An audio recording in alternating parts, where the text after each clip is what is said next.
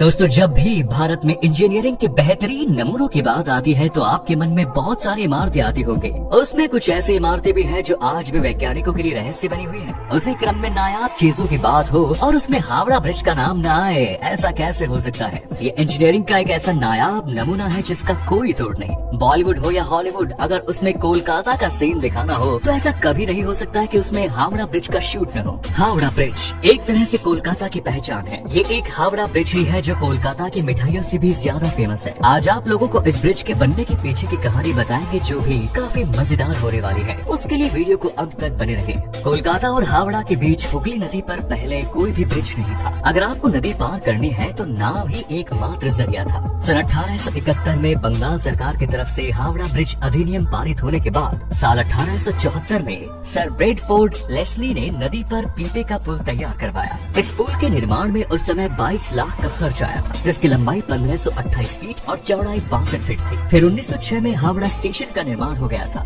जिससे धीरे धीरे लोगों की आवाजाही बढ़ने लगी और ट्रैफिक भी बढ़ने लगा, जिसके चलते इस पीपे के पुल की जगह एक फ्लोटिंग ब्रिज यानी कि तैरता हुआ एक पुल बनाने का फैसला किया गया। लेकिन ये बनता इससे पहले पहला विश्व युद्ध शुरू हो चुका था, जिस वजह से इसका काम शुरू नहीं हो सका। जब युद्ध खत्म हुआ उसके बाद साल 1922 में न्यू हावड़ा ब्रिज कमीशन का गठन किया गया और हावड़ा ब्रिज के नाम से टेंडर निकाला गया, जिसमें जर्मनी की एक कंपनी ने सबसे कम रुपए का टेंडर भरा। लेकिन उस समय प्रथम विश्व युद्ध की वजह से जर्मनी और ब्रिटेन के रिश्ते अच्छे नहीं थे और भारत और अंग्रेजों का ही शासन था। उस वजह से ये टेंडर उस कंपनी को नहीं दिया गया। बाद में काम Braithwaite Burn and Joseph company को दिया गया। अगर इस पुल के निर्माण की बात करें तो इसमें कुल 26,500 टन स्टील लगा हुआ है। उस समय इतनी बड़ी मात्रा में स्टील जुटा पाना एक बहुत बड़ा चैलेंज था। अब इतनी मात्रा में स्टील लाए कहां से? तो उस समय देश की सबसे बड़ी स्टील कंपनी या यूं कह ले देश की इकलौती स्टील कंपनी टाटा स्टील सामने आई और कुल स्टील में से 23,500 टन स्टील टाटा स्टील की तरफ से बेचा गया। हावड़ा ब्रिज को एक तरह से टाटा का ब्रिज भी कह सकते हैं, क्योंकि इसमें जो स्टील लगा हुआ है वो लगभग टाटा स्टील कंपनी का ही स्टील है।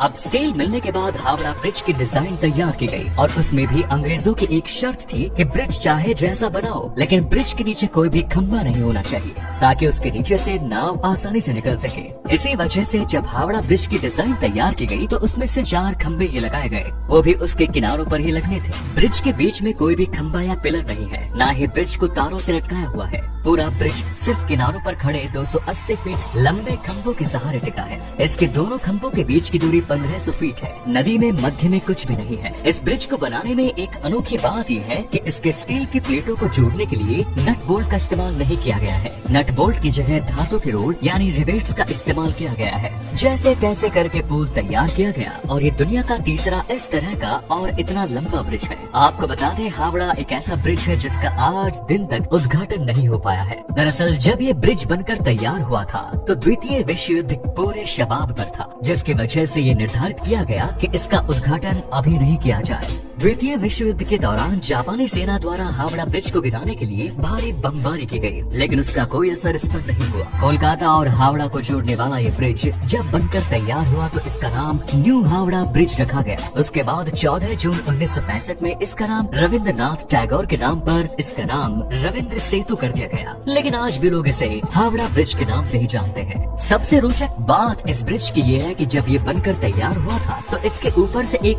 ट्राम गुजरी थी, लेकिन समय के साथ बढ़ते ट्रैफिक के चलते ट्राम को बंद कर दिया गया। आज वर्तमान समय में रोजाना इस पर से लगभग 1.25 लाख वाहन और 5 लाख पैदल यात्री गुजरते हैं। इसके अलावा एक और बात है जो काफी रोचक है, वो ये कि ऐसा माना जाता है कि हावड़ा ब्रिज की कोई चाबी है जो कि ब्रिटिश सरकार द्वारा भारत को दी गई है। अब ये चाबी करती क्या है ये सुनकर आप चौंक जाएंगे।